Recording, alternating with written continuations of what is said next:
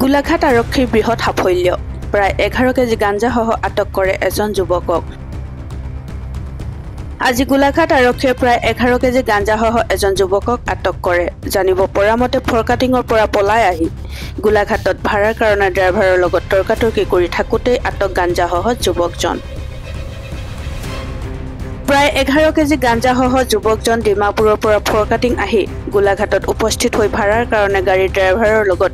তৰ্কাতৰ্কি কৰি থকা অৱস্থাতে এজন মাছ বেপাৰীয়ে সন্দেহজনকভাৱে তেওঁৰ বেগটোত কি আছে বুলি খুলি চাওঁতে গাঞ্জাখিনি দেখা পায় জানিব পৰা মতে গাঞ্জা অনা যুৱকজনৰ ঘৰ নগাঁৱত